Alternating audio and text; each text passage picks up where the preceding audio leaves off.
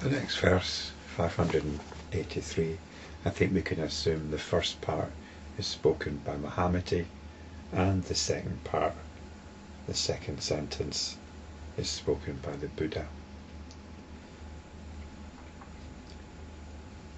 So Muhammad begins, "Tell me how things are unborn, without self-nature and empty."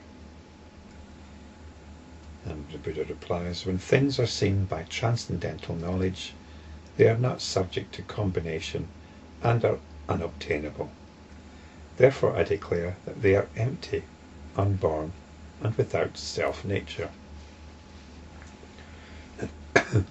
So we've got three terms here: unborn, without self-nature, and empty. They're quite familiar terms, but let's unpick them a little bit and apply them to our immediate situation. We're in the world. There's me here experiencing this world. In this experiencing, I have a relationship with the world, certain mentality, certain psychological, emotional disposition. So there's these three factors: the world, me, and my relationship with it. This is what in the past has been referred to as the triple world. And it's what, as enlightenment practitioners, we step back from. We step back from and embrace lovingly. Because we don't step back from it in horror. We don't get repulsed by it. Because that's just feeding the relationship. We step back from it, we become bigger than it, and we embrace it lovingly, not in the sense of building a relationship with it, but in the sense of totally accepting it.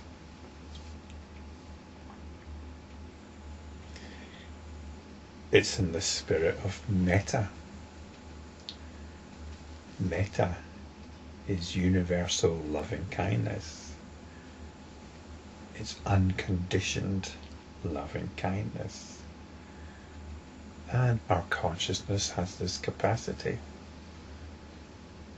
I, as an individual, do not have this capacity, which is why I think it is often a bit ridiculous to sit in meditation which tries to develop this capacity. It's already there as an aspect of consciousness. So this is our enlightenment practice, stepping back from the triple world and then embracing it all in metta. This is in the realization of the nature of our own awareness. And we can only do this when we realize that that world is not really there. At least the world as we believe it to be.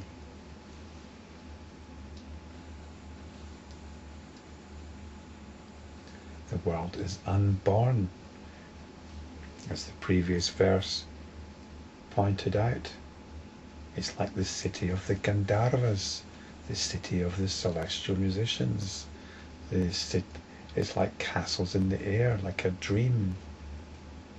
This is how we undermine our relationship with the world, by realizing that it's unborn.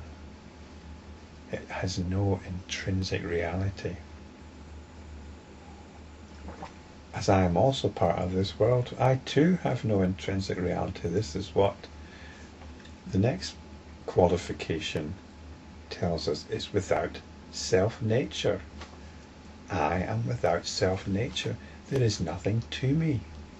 There is nothing to the world. I am in the world. The world is unborn. I have no self-nature. I too am unborn. I am not some ancient soul that's been reincarnated. I am not some special person with a mission in the world. There's a fraught little ego here, trying to make a go of it, but that's not who I really am.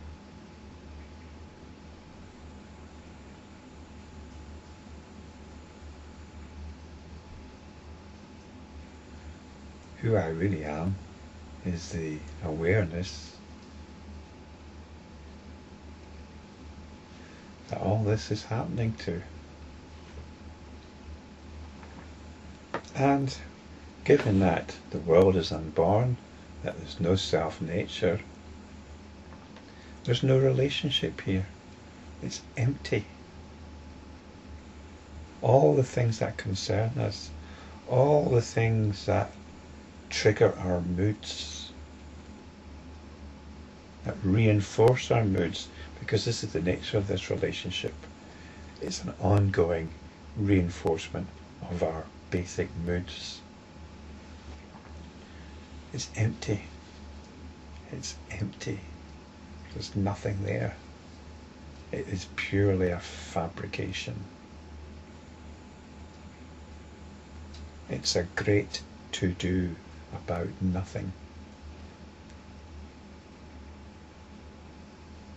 So our lives are by and large a great to-do about nothing. They're a relationship between nothing there and nothing here.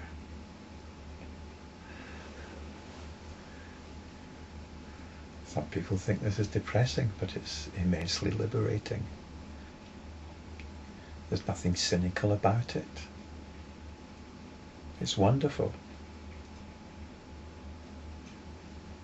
All the things that we worry about, all the things we're afraid of, all the things that cause us anxiety, suffering basically, all the things that cause us suffering, they're not real.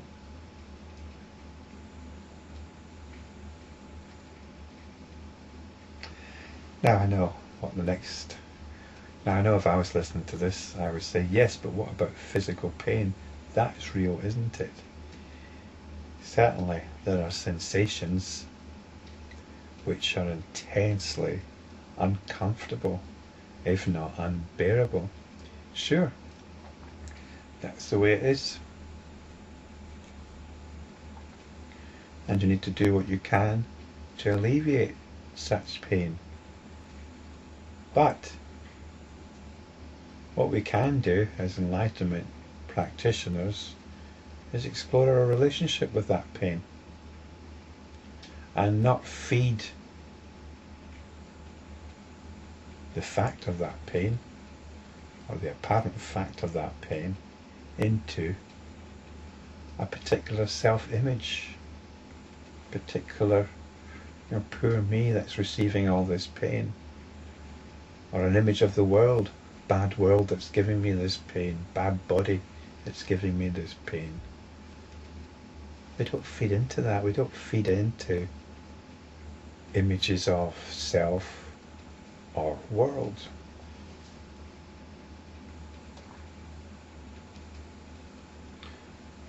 Funnily enough, just as I was talking there, I got this throbbing pain pulsing from this part of my head.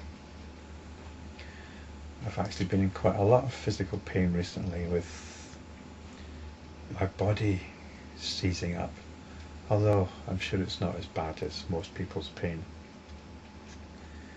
It's quite manageable. But again, this is an opportunity to watch how our basic psychology sucks us in to its belief system.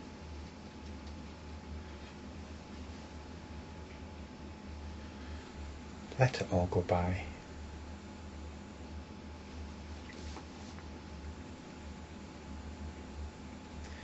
So the Buddha's reply: when things are seen by transcendental knowledge.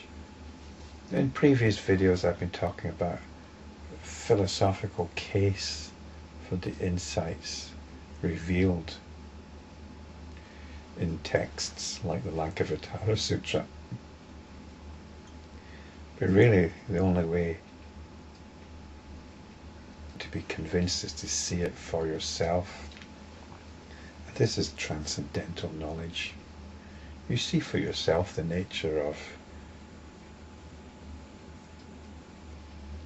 the consciousness that is operating now in you. And the expression here is interesting. When things are seen by transcendental knowledge, they are not subject to combination and are unobtainable. We make patterns. It's like constellations in the sky, in the night sky. We see images. They can help us find our way around. You know, if you know the constellations, you can find your way around at night, know what time of year it is, and so on. This is combinations. We're making patterns out of things that are presented to us. This stream of experiencing that is going on. We make patterns, and by making patterns, we somehow navigate through this stream of experiencing. We can develop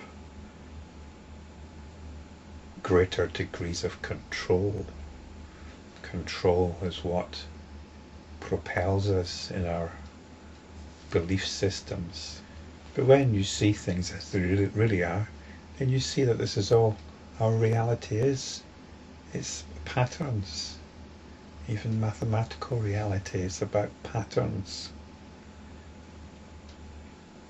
And objects in themselves, the idea that something exists as an independent physical object, well, it's unobtainable.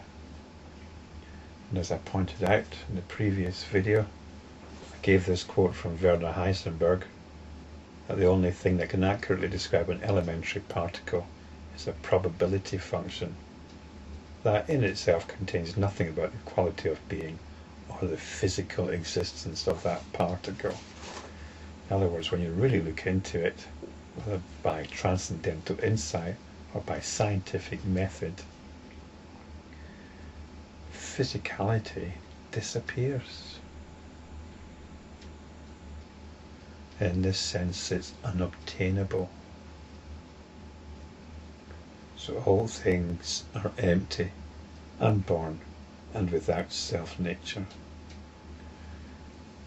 And realizing this, we again touch base with original consciousness.